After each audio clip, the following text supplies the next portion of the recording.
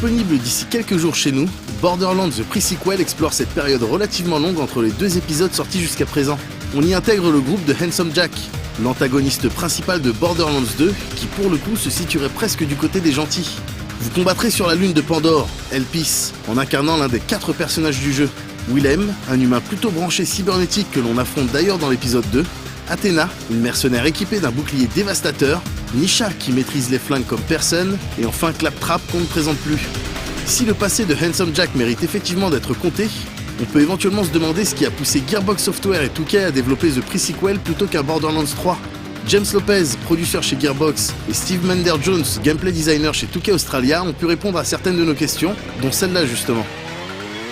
Well, one, it was the story that 2K Australia kind of pitched to us after GDC, and also because we were looking at a lot of the fan feedback, and there's a large desire to know more about Jack and to understand and learn more about what happened between Borderlands and Borderlands 2.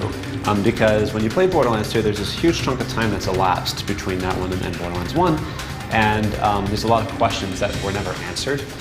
It seemed like a great place to start. There's a lot of story to be told in the Borderlands universe, and it doesn't always have to be the story that are kind of like moving forward. There's plenty of opportunities to tell more tales about what happened between those 2 games. So that seemed to make the most sense to us. Yeah, I think like James says, it was also a great opportunity to just revisit some of the characters that the players have said they really love, like not just Jack, a lot of all of the Vault Hunters are characters that the players already know, so it was a great opportunity to give that to them.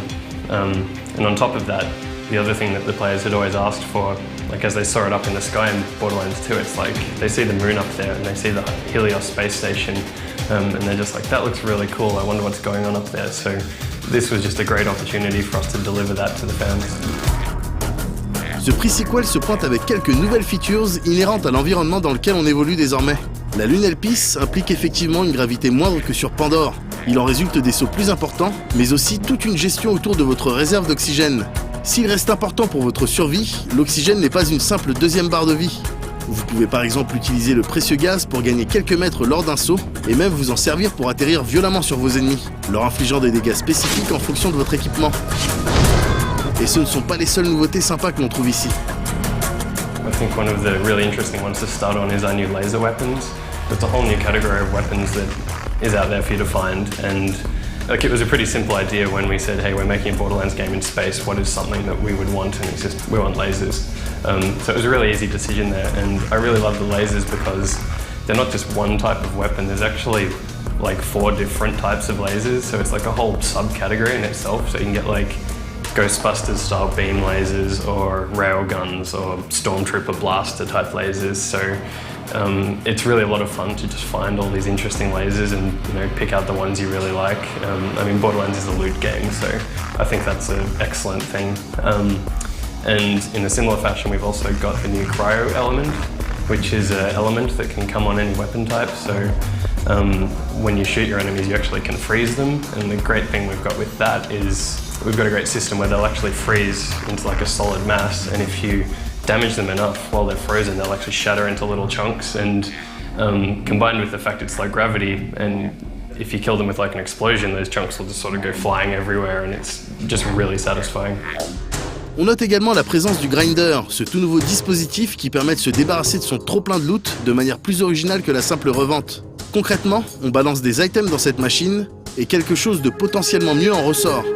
The Pre-Sequel dispose donc d'idées sympas et d'un contenu probablement aussi massif que les précédents, ce qui a dû engendrer pas mal de difficultés en termes de gestion.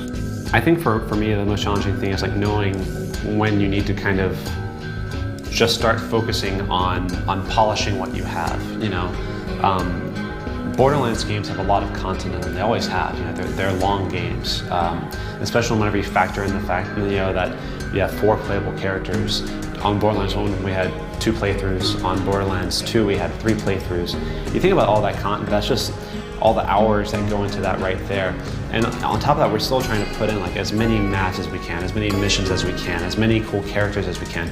But there's a point where you have to just focus on making what you have as good as it can be so that you can deliver the most polished experience possible. And it's always kind of it's always sort of bittersweet, you know, because it's nice to know what's going to be in the final product because you can just start to focus on that.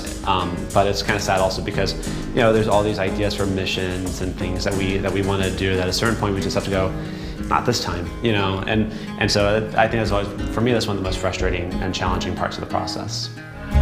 Mais la gestion du contenu n'est pas le seul challenge que l'équipe a dû surmonter pendant le développement. A lot of my work was on the Vault Hunters and their skills and their action skills. It was an interesting challenge because being the third main installment in the Borderlands series, we've got a lot of fans who are quite adept at the game, like they're really good at it, they know their Borderlands inside out, so designing the skills, you got to keep those players in mind. So you want, like, we're a little bit more ambitious, a few more sort of technical and advanced kind of skill trees and stuff, but on the other hand, you know, we need to make sure that these characters are suitable to play for new players entering the franchise. So it's sometimes tricky to strike a balance between catering to both of those types of players, but I think between all the designers we had on that, we did an excellent job, and I think all 4 of the characters can appeal to all types of players, and I think that's turned out really well. On espère être effectivement enthousiasmé par The Pre-Sequel, même si Gearbox Software n'est pas systématiquement synonyme de qualité, à l'image des Aliens et autres Duke Nukem qu'on essaie encore d'oublier. Mais lorsqu'il s'agit d'une de leurs licences, ils semblent être un peu plus attentifs. Quelle que soit la configuration, on sera de toute manière amené à vous reparler de ce prochain Borderlands pour sa critique prévue dans un classé 18+, très prochain.